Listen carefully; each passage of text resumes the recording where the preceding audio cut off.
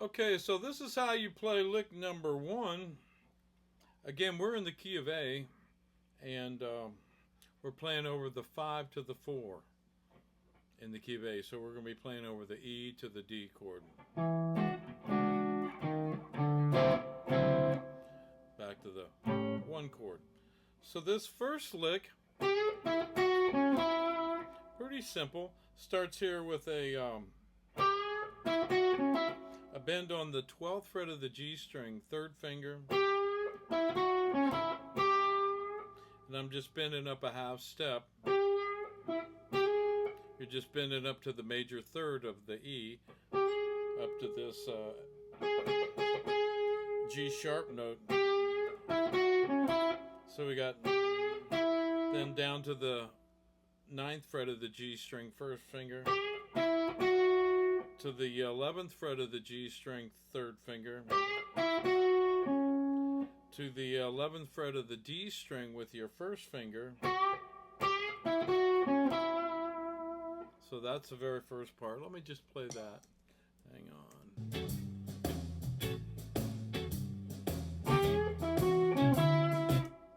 One more time.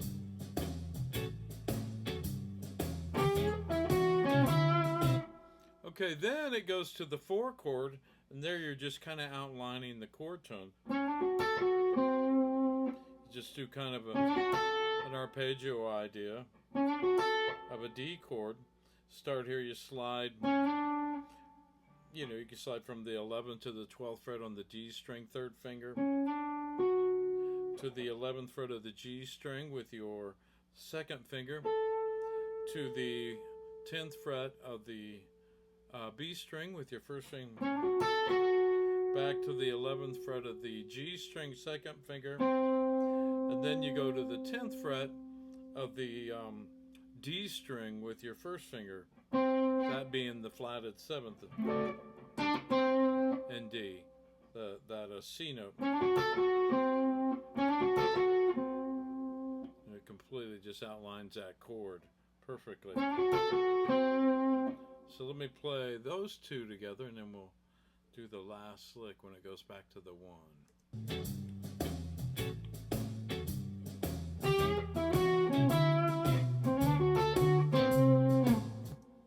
Okay, so the next is, and that's played when you get back to the 1 chord, the A chord. So you start here on the 12th fret with your 3rd finger on the B string. You bend up a whole step, go down to the 10th fret of the B string, 1st finger, back up to the 12th fret, 3rd finger. Then you go to the 11th fret of the G string, 2nd finger, to the 10th fret of the B string, 1st finger. So we have. Then you go back to the 12th fret of the B string, 3rd finger.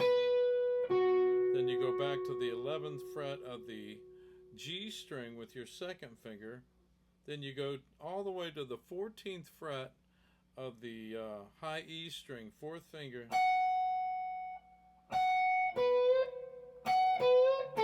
And I use my 3rd finger.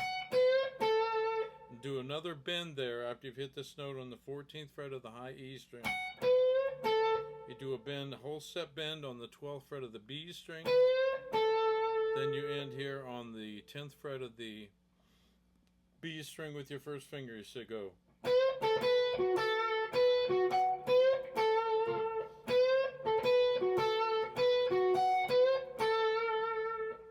So let's play the whole thing.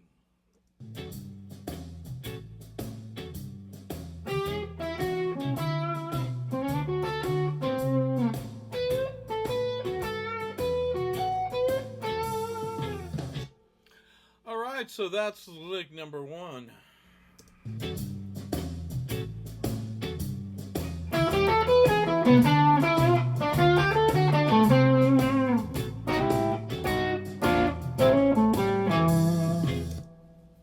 Okay, so this is how you play lick number 2, over the 5 and the 4, back to the 1. So we're going to start here on the 9th fret of the G string. You're going first finger, 9th fret of the G string. Go to the 12th fret, bend up a whole step. Then you go to the 10th fret of the B string, first finger. Then you go to the 12th fret of the B string with your 3rd finger. Then you come up here on the 9th fret of the B, G, and D string and just kind of roll that first finger up and play all 3 notes on the 9th fret there. So it's then you go to the 12th fret of the D string with your 3rd finger. Then you end up here on the 9th fret of the G string.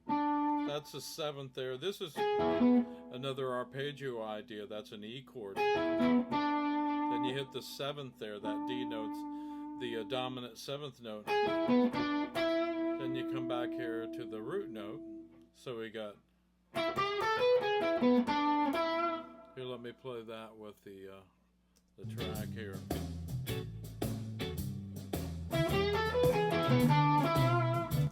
One more time.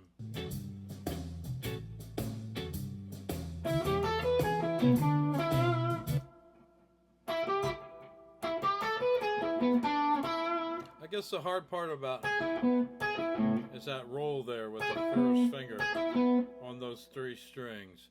Practice, you'll get it, you know. Then the next part of the lick goes here to the 10th fret. Kind of,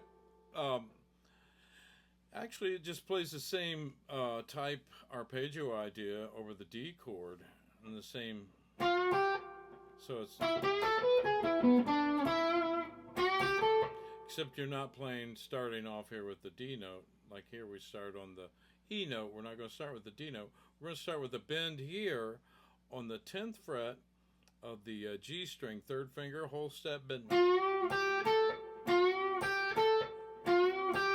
8th fret of the B string, 1st finger. 10th fret, B string, 3rd finger.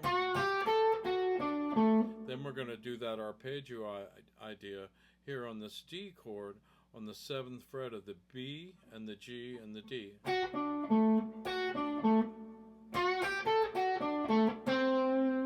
And then you're going to come up here to the 10th fret and hit that C note, and that's the 7th of the D dominant 7th chord. That's the dominant 7th tone, that C note. So we got, and you just hit that. You don't go to the root note like you did up here. So let me play those 2 parts together.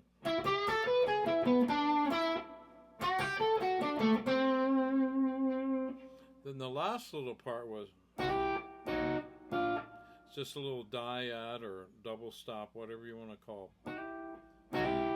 And that's played on the G and B string. First finger you slide from the 7th to the 8th fret, and your 2nd finger's on the 8th fret of the G string, and you slide that up to the 9th fret.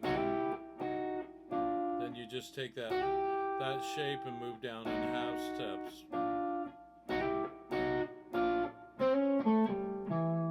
Then you come up here and do this hammer on. Now you're back to the 1 chord. You do a hammer on from the 5th to the 6th fret. That's on the 5th and 6th fret of the G string, 1st and 2nd finger. 7th fret of the D string, 3rd finger. 5th fret of the D string, 1st finger. 7th fret of the A string with your 3rd finger. So let me play the whole thing. Let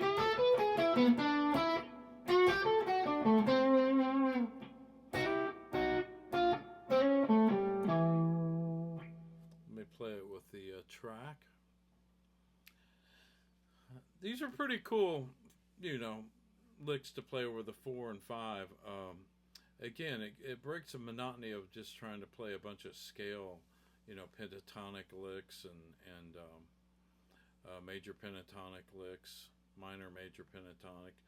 and it's focused more on the chord tones, and it just, to me, it sounds just a little more melodic sounding than just ripping off a bunch of minor pentatonic licks or major pentatonic licks. I mean, I'm using both, you know, drawing from both of those scales to play this stuff, but, you know, ideas from it. But I always like working with chord tones and arpeggios of the chord. So let me play the with the track here.